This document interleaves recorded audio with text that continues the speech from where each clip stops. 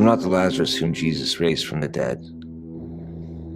That Lazarus is the brother of Martha and Mary. He lived in Bethany, a couple of miles east of Jerusalem. That Lazarus was a rich man. I'm the Lazarus who lives in a no-name village in Galilee. I'm poor, my health is awful, and I stink. Worse, I'm a sinner.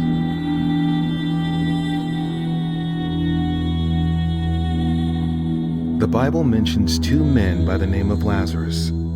This Lazarus is distinguished by many characteristics, but one of the more interesting is that he is the only character in the parables who Jesus refers to by name. Perhaps this means that beyond a lesson, Lazarus was an actual person.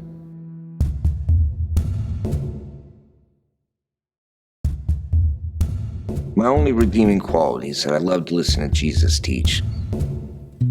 That was something I could afford to do since it was free and I had plenty of time to do it. All of his stories gave me new insight about God and God's kingdom. I never tired of hearing Jesus teach, and then sharing what I had heard to the few people who would listen to me. It's hard to get people to listen to you when you stink. And you're poor. In the words of King Solomon, poor people have no friends. I want to tell you about 4 stories I heard Jesus tell. When I finish, you'll understand why Luke chose to listen to me when he searched for sources of information. The first story of Jesus has to do with the shepherd. In my lifetime, any story that had to do with the shepherd reminded people of King David, the most venerated shepherd of our nation, and maybe even of all time. Jesus started his story simply enough. Suppose one of you has 100 sheep and loses one of them. Doesn't he leave the 99 and go after the one lost sheep until he finds it? Any good Jew would have asked himself, what would King David do? Well, of course he would have done that. And then he would kill a lion or a bear to rescue the sheep if needed. All of us were expecting to hear Jesus make a superhero of the shepherd.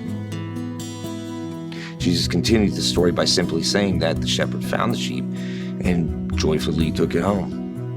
Upon arriving home, he called together his friends and neighbors to rejoice with him. Where are the lions and bears? And climactic, that's when I learned that Jesus wasn't talking about sheep.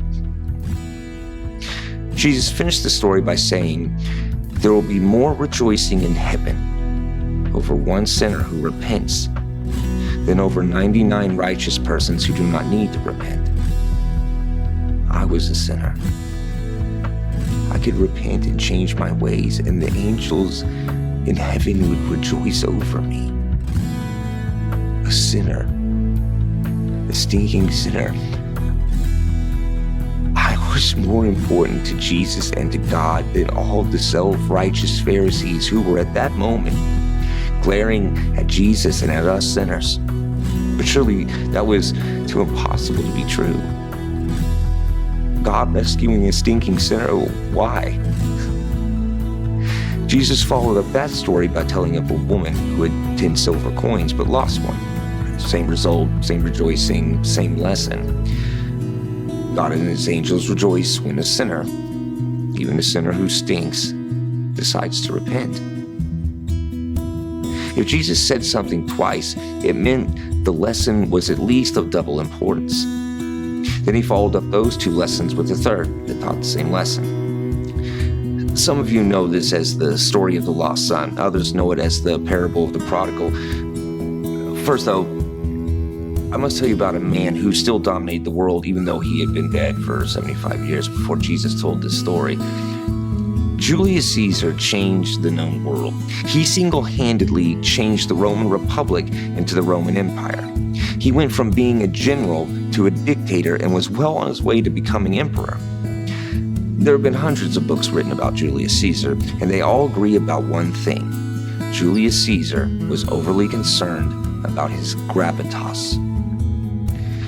Gravitas is a Latin word which means weighty. It's similar to your English word gravity. In Caesar's world, gravitas had to do with reputation and dignity.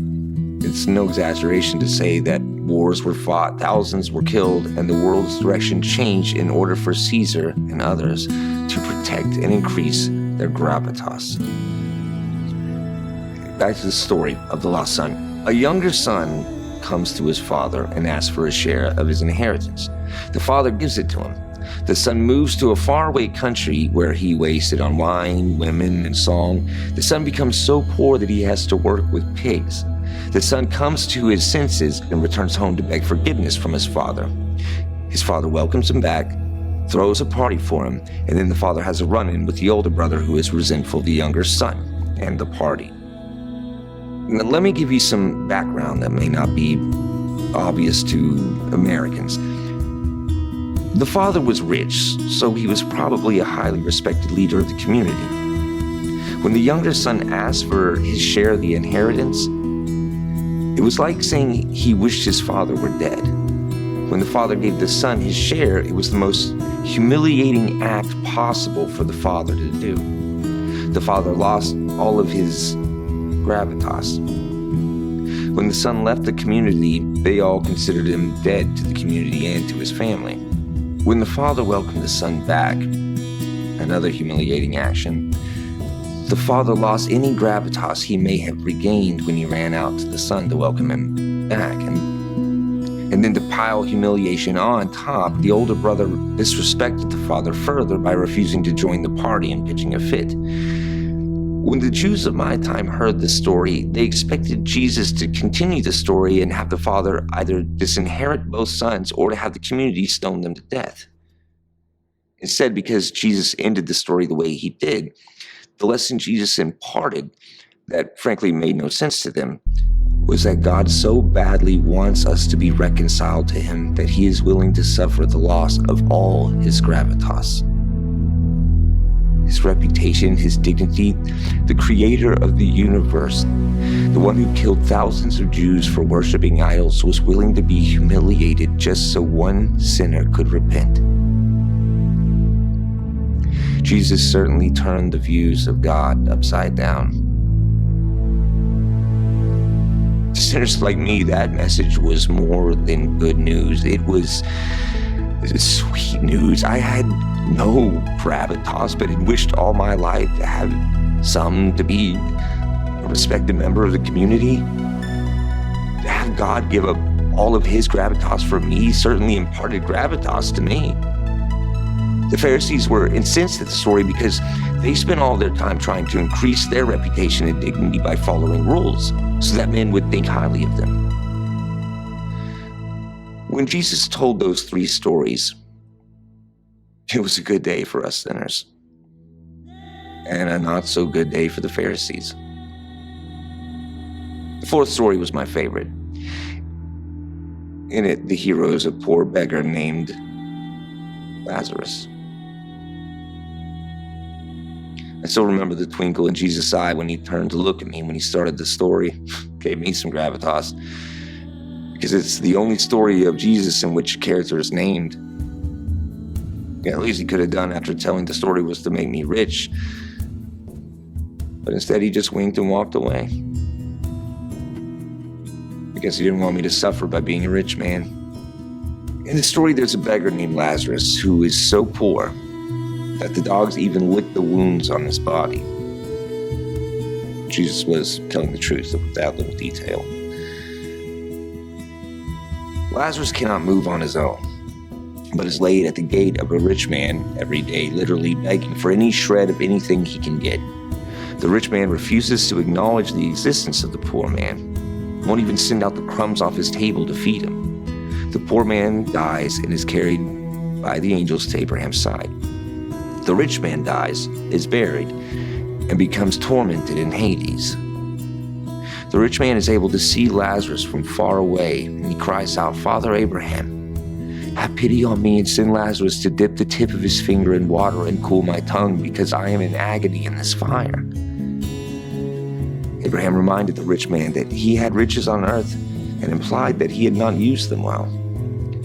Lazarus, however, had received bad things on earth but was now comforted. The rich man asked for Lazarus to go back and warn the rich man's family so they would not go to Hades.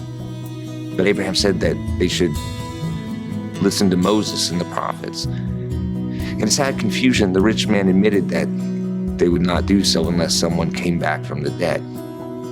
Abraham pointed out that if they wouldn't listen to Moses and the prophets on their own, they wouldn't do so just because someone came back from the dead. You can imagine that I was thrilled to find out that I would eventually be gaining eternal reward because of my suffering.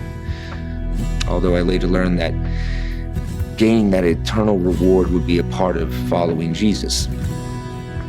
The rest of the crowd heard at least the lesson that they should have pity on poor people, so I did gain a bit from that in coming years. What we did not understand at the time was that Jesus actually had been to heaven and knew how to describe it. We thought he was just making up a nice story. We also didn't understand that he was talking about his own death and resurrection, and that so many people would refuse to believe in him even though he came back from the dead. The Bible doesn't say so, but you can only imagine how I started following Jesus and how it impacted my actions. The women who followed Jesus had pity on me and on so many other poor people. You can only guess that when the rich man heard this story that I became one of his pet projects. One last thing, an observation. All of you Americans, you are all rich in this world. You are. You possess lots of gravitas, for sure. But I wonder if it impacts your actions. I won't even get to dip my finger in the water to comfort people on the other side of the great chasm. And take it from Lazarus, you don't want to go there.